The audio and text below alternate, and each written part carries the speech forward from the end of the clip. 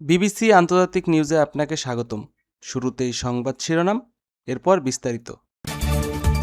ইরানের সঙ্গে যুদ্ধের সময় গোপনে আমিরাত সফর করেন মোসাদ প্রধান। ইরান যুদ্ধ যুক্তরাষ্ট্রে প্রায় 29 বিলিয়নের ব্যয়। লেবাননের মহাসড়কে ইসরায়েলের ড্রোন হামলায় শিশুসহ নিহত 8 জন। ইরানের সামরিক শক্তি পুরোপুরি ধ্বংস হয়নি বললেন নিউ ইয়র্ক টাইমস। বিশ্ব আপডেট নিউজ সংবাদ চ্যানেলে আপনাকে স্বাগতম। আপনি যদি মুসলিমদের পাশে থাকতে চান তাহলে ভিডিওটিতে লাইক করে চ্যানেলটি অবশ্যই সাবস্ক্রাইব করে দিবেন এবং কমেন্টে জানিয়ে দিবেন আপনার মূল্যবান মতামত। এখন বিস্তারিত। ইরান যুদ্ধের সময় গোপনে আমিরাত সফর করেন মোসাদ প্রধান। ইরানের বিরুদ্ধে সামরিক হামলায় সম্মত করে ইসরায়েলের গোয়েন্দা সংস্থা মোসাদের প্রধান ডেভিড বার্নিয়া গোপনে 2 বার সংযুক্ত আরব আমিরাতে সফর করেছেন বলে নতুন এক প্রতিবেদনে দাবি করা হয়েছে। প্রতিবেদনে বলা হয়, ইরানের বিরুদ্ধে অভিযান প্রস্তুতির অংশ হিসেবে ইসরায়েলের যুদ্ধ মন্ত্রণালয় পরিচালক আমির বার্মাও একটি নিরাপত্তা প্রতিনিধি দলের নেতৃত্বে দিয়ে আমিরাত সফর করেন।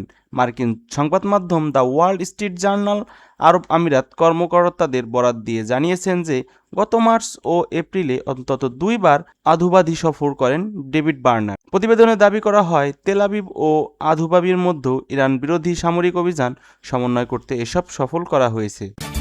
ইরানের সঙ্গে যুদ্ধে যুক্তরাষ্ট্রের ব্যয় 29 বিলিয়ন। ইরানের সঙ্গে চলমান যুদ্ধ যুক্তরাষ্ট্র প্রায় 29 বিলিয়ন ডলার ব্যয় করেছে বলে জানিয়েছেন মার্কিন প্রতিরক্ষা দপ্তর পেন্টাগন। বুধবার 13 মে CNN প্রকাশিত এক প্রতিবেদনে বলা হয়, নতুন এই ব্যয়ের মধ্যে সামরিক সরঞ্জাম মেরামত ও উপস্থিত বুদ্ধি ব্যয়সহ বিভিন্ন অভিযান পরিচালনা খরচও অন্তর্ভুক্ত করা হয়েছে।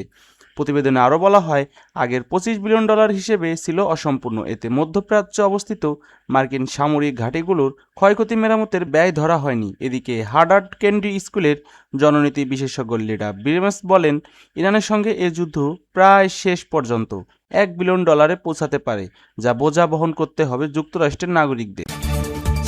লেবাননের মহাসড়কে ইসরায়েলের ড্রোন হামলায় শিশুসহ নিহত 8 জন। লেবাননের রাজধানী বৈরুত থেকে দক্ষিণাঞ্চলের দিকে যাওয়া একটি প্রধান মহাসড়কে ইসরায়েলের চালানো ধারাবাহিক ড্রোন হামলায় অন্তত 8 জন নিহত হয়েছেন। নিহতদের মধ্যে 2 জন শিশুসহ রয়েছে বলে জানিয়েছে দেশটির স্বাস্থ্য মন্ত্রণালয় জানান, এর মধ্যে 2 জন শিশুও রয়েছে। বুধবার 13 মে বৈরাতে থেকে প্রায় 20 কিলোমিটার দক্ষিণে জিরেহ এলাকায় চলন্ত গাড়ি লক্ষ্য করে 3টি প্রাথমিক হামলা চালায় ইসরায়েল। হামলার পর প্রকাশিত ছবিতে দেখা যায় গাড়িগুলো সম্পূর্ণ বিধ্বস্ত ও আগুনে পুড়ে ছিন্নভিন্ন হয়ে পড়ে আছে। দক্ষিণ লেবাননের টাইর শহর থেকে আল জাজিরার প্রতিনিধি দেওয়া দুদুর বলেন, সংঘাত থামার বদলেও আরও ভয়াবহ উঠছে। এতে ইরান খুবই খারাপ মন্তব্য করেছেন। ইরান বলেছেন, ইসরায়েলকে আমরা ধ্বংস করে দেব, ইসরায়েলকে আর বেঁচে থাকার কোনো উপায় নাই। ইরানের সামরিক শক্তি পুরোপুরি ধ্বংস হয়নি বলে জানিয়েছেন নিউ ইয়র্ক টাইমস।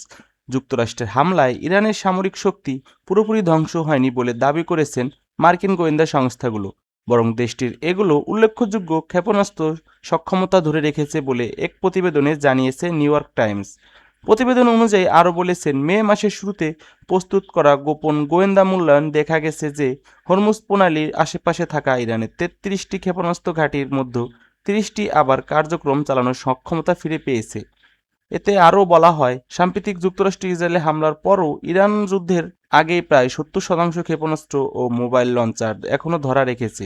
এছাড়া যুক্তরাষ্ট্রে থাকা ভূগর্ভস্থ ক্ষেপণাস্ত্র সারাক্ষণ ও উৎক্ষেপণ কেন্দ্রগুলো প্রায় 90% আংশিক বা পুরোপুরি সচল রয়েছে বলে জানিয়েছেন।